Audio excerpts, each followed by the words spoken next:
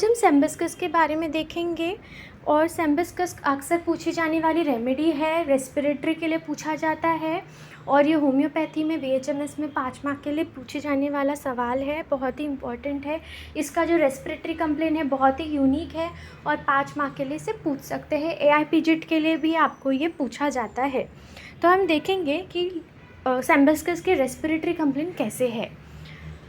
Sembiscus affects especially the mucous membrane of the respiratory organ and following are its cardinal symptoms। यानी कि ये जो है mucus membrane को अफेक्ट करने वाली दवा है, मतलब कि म्यूकस मेम्ब्रेन इसके अफेक्टेड होते हैं रेस्पिरेटरी सिस्टम के, यानी कि नाक का म्यूकस मेम्ब्रेन हो गया, गले का जो भी म्यूकस मेम्ब्रेन है वहाँ पे जो है ये दवा अच्छे से एक्ट करेगी और इन पेशेंट में म्यूकस मेम्ब्रेन अफेक्टेड रहेंगे।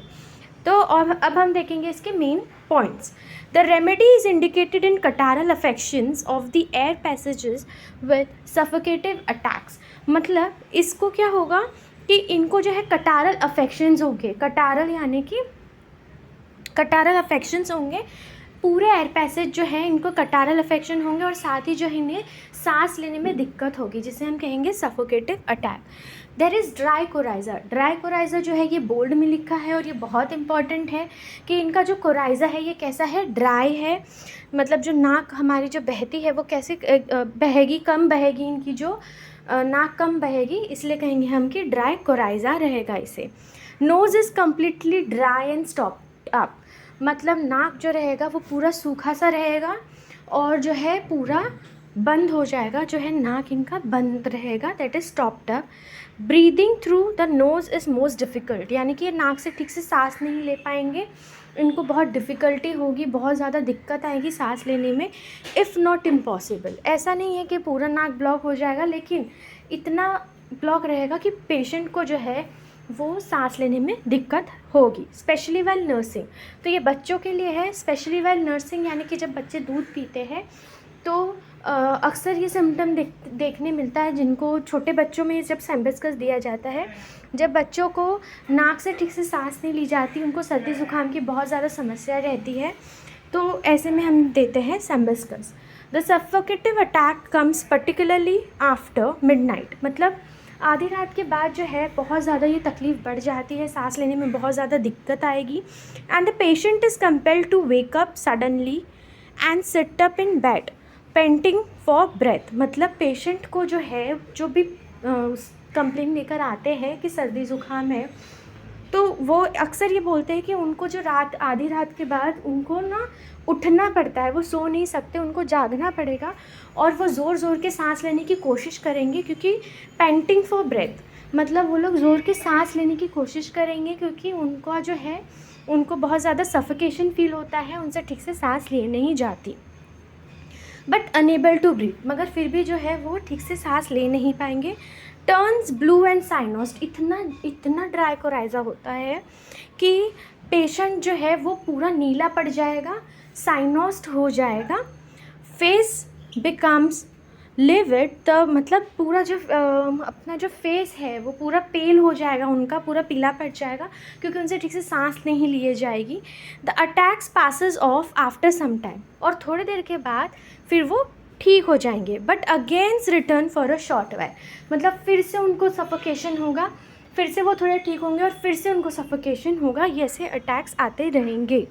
पेशेंट्स कैन इंस्पायर वेल, ये बहुत इंपॉर्टेंट है कि पेशेंट जो है वो सांस ठीक से ले सकते हैं, inspire well, but can not expire, मतलब सांस छोड़ नहीं सकते, दैट इज़ एक्सपायर। तो patient can inspire well but can not expire, बहुत इंपॉर्टेंट है। Regular inhalation but saying expiration, मतलब वो लोग ठीक से सांस तो ले रहे हैं लेकिन जब हम वो सांस छोड़ रहे हैं तो साइंग हो रही है। साइंग मतलब आराम से ऐसे करना, दैट इज़ साइंग। जो ऐसे आवाज़ करके जो हम एक्सपायरेशन करते हैं, that is saying. The patient sleeps into attack, फिर पेशेंट जो है वैसे ही सो जाएगा, suffocative. The attack of suffocation is in the last stage of croup, इतना ज़्यादा सर्दी होगा कि जो ये अटैक है कि सफोकेशन का, जो उनको सांस नहीं ली जा रही है, ये लास्ट स्टेज ऑफ ग्रुप में दिखाई देगा। Hoarseness with much tenacious mucus in larynx, मतलब उनका जो है खराश रहेगा उनके गले में, ठीक से आवाज़ नहीं आएगी क्योंकि बहुत ज़्यादा अंदर जो है बलगम है जो बहुत ही थिक है और वो लैरिंग्स में है। द कफ इज़ वेरी सब मच सफोकेटिव, इतना ज़्यादा कफ है अंदर है तो ऑब्वियसली उसको सफोकेटिव अटैक्स आएंगे, ठीक से सांस नहीं ली जाएगी उनसे। डीप कॉफिंग, मतलब बहुत ज़्यादा खांसेंगे तो बहुत डीप कॉफिंग होगी। With spasm of the chest, इतना ज़्यादा स्ट्रॉन्ग कॉफिंग होगी कि जैसे जाम हो जाएगा छाती, तो डीप कॉफिंग होगी। With spasm of the chest होगा। There is much mucus in the bronchi, यहाँ तक कि उनके ब्रोंकाई में बहुत ज़्यादा बलगम होगा। एक्सपेक्टोरेशन इज़ वेरी डिफ़िकल्ट, मगर जो है बलगम निकलेगी नहीं। तो ये जो है खासियत है सैम्बस्कस की। मतलब आपको टिपिकली पेशेंट कैसे दिखेंगे, जिसको बहुत देर से सर्दी खांसी है लेकिन पूरा जो उनके छाती में जकड़न होती है और उनका जो है बहुत ज़्यादा वीक रहेंगे पेशेंट। वो अक्सर ये कंप्लेन करते हैं कि बहुत खांसने की कोशिश करते हैं मगर जो है सर्दी बाहर निकलती नहीं है और छाती में जो है सर्दी रह जाती है। कफ इज़ डीप एंड ड्राई, मतलब बहुत ज़्यादा डीप है कफ और ड्राई है। प्रीसीड्स द फीवर पैरोक्सिज्म, इतने देर से इन्फेक्शन, इतने देर से कफ है जो छाती में है तो ऑब्वियस सी बात है कि उनको बुखार के पैरोक्सिज्म आएंगे। There is profuse debilitating sweat over the entire body, वो वीक हो जाएंगे और फिर उनको क्या होगा, स्वेटिंग होगी पूरे बॉडी में ड्यूरिंग वेकिंग आवर्स। ये बहुत इंपॉर्टेंट है, जब पेशेंट जगे रहेंगे ओनली वेकिंग आवर्स में जो है इनको प्रोफ्यूज पसीना आएगा पूरे बॉडी पे। Disappears as soon as the patient sleep, जैसे ही पेशेंट सो जाएगा तो वो पसीना भी उनका बंद हो जाएगा। तो ये जो है ये है रेस्पिरेटरी कंप्लेंट। जनरल मोडालिटीज़ इसके थोड़े देख लेते हैं। ड्यूरिंग रेस्ट जो है इनका एग्रेवेशन होता है, ड्यूरिंग रेस्ट एग्रेवेशन होता है। आफ्टर ईटिंग फ्रूट्स अगर खा ले तो अनकवरिंग से, मिडनाइट में देखा हमने आफ्टर मिडनाइट। एंड फ्रॉम इनका टिपिकल टाइमिंग है 2 to 3 AM, मतलब रात के 2 से 3 बजे तक इनके जो कंप्लेन है बहुत बढ़ जाएंगे। अमलरिएशन, मतलब इनको आराम कैसे मिलेगा, sitting up in the bed and motion, जैसे कि देखा हमने रात में वो उठकर बैठ जाते हैं सांस लेने के लिए, तब इससे इनको एमलरेशन मिलता है, sitting up in the bed and motion. Most of the pains occurs during rest and disappears while in motion, मतलब ज़्यादातर इनके कंप्लेंट कब आएंगे, जब ये आराम करने जाएंगे और जैसे ये मोशन करेंगे इनको अच्छा लगेगा। तो ये जो है सैम्बस्कस का जो है रेस्पिरेटरी बहुत इंपॉर्टेंट है, इसलिए मैंने इसे पहले कवर किया है। अब हम इनके कुछ गाइडिंग सिम्टम्स देख लेते हैं। तो हाँ, इसका जो है कॉमन नेम और फैमिली पूछा जाता है, तो सैम्बस्कस का जो कॉमन नेम है वो है एल्डर और जो फैमिली है वो है कैप्रीफोलेसी। अब हम थोड़े से गाइडिंग सिम्टम देख लेते हैं, 8 है टोटल। पहला है there is profuse sweat all over the body, जैसा हमने देखा पूरे बॉडी में पसीने आएंगे ड्यूरिंग वेकिंग आवर्स, यानी कि जब वो जगा रहेगा, ये बहुत इंपॉर्टेंट है। व्हेन द पेशेंट स्लीप्स और क्लोजेज द आइज, जब पेशेंट सो जाता है या आँख बंद कर लेता है, स्वेट डिसअपियर्स, तो क्या होता है पसीना जो है वो गायब हो जाता है। अब इसका तुरंत ऐसा उल्टा कहाँ पर होता है, चाइना में, कोनियम में, थुजा में और कैक्टस में। ये लोग जब सोते हैं तब इनको पसीना आता है, जागने पर नहीं आता। तो ये रिवर्स में आएगा, चाइना, कोनियम, थुजा, कैक्टस। ये इसको सिर्फ जो सैम्बस्कस है उनको जब वो जागते हैं तो पसीना आता है, सोते हैं वैसे ही चला जाता है। सेकेंड पॉइंट है patient has oedematous swelling in various parts of the body, यानी कि इनका जो बहुत ज़्यादा जो हिस्सा है शरीर का वहाँ पर इडिमेटस स्वेलिंग यानी सूजन होगा, ठीक है। स्पेशली इन लेग, मतलब पैरों में सूजन होगा इनके, इन स्टेप एंड फीट, और फीट में, पैर में उनके सूजन होगा। थर्ड पॉइंट है ड्राई कोराइज ऑफ इन्फेंट, जैसे मैंने बोला छोटे से जो बच्चे हैं जो ब्रेस्ट फीड करते हैं उनके कंप्लेंट के लिए सैम्बस्कस बहुत अच्छी दवा है। तो ड्राई कोराइजा जो होते हैं ऐसे बच्चों को, उनके लिए बहुत अच्छी दवा है। नोज़ ड्राई रहेगी, कम्प्लीटली स्टॉप्ड अप रहेगी। Preventing breathing when nursing, obviously उनका मुंह तो बंद रहेगा क्यों, तो वो मुंह से भी सांस ठीक से ले नहीं सकते वाइल ब्रेस्ट फीडिंग, मतलब जब वो दूध पीते होंगे, और फिर उनका नाक तो पहले से ब्लॉक रहता है, तो ऐसे में सैम्बस्कस दिया जाता है।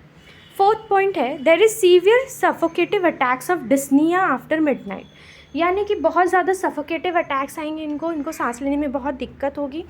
और डिस्निया यानी कि सांस लेने, बिल्कुल सांस नहीं ली जाती है, उसको डिस्निया कहते हैं। आफ्टर मिडनाइट मतलब 12 बजे के बाद जो है इनकी ये तकलीफ़ बढ़ जाती है, स्पेशली 2 to 3 AM बहुत ज़्यादा तकलीफ़ होती है। Patient wakes up suddenly, patient क्या करेगा, अचानक से उठेगा, सिट अप्स इन बेड मतलब बेड पे बैठेगा, एंड ग्रास्प फॉर ब्रेथ मतलब ज़ोर ज़ोर के ऐसे ऐसे मुंह से सांस लेगा, ठीक है। Patient becomes cyanosed and turns blue, यानी कि पेशेंट को इतनी सांस लेने में दिक्कत होगी कि जो पेशेंट है वो ब्लू कलर का हो जाएगा, नीला पड़ जाएगा, साइनोस्ट हो जाएगा with levied face. Levied face again उसका फेस जो है पूरा पेल हो जाएगा। चाइल्ड कैन इंस्पायर वेल, मतलब सांस ले सकता है बच्चा मगर वो सांस निकाल नहीं सकता, बट कैन नॉट एक्सपायर। ऐसा सेम आपको एक और रेमेडी में दिखता है, वो है मिडोराइनम। और ये जो स्टेटमेंट है बहुत इंपॉर्टेंट है, ये आपको AIPJET में भी पूछा जाता है, वाइवाज में भी पूछा जाता है और BHMS में भी पूछा जाता है आपके पेपर में।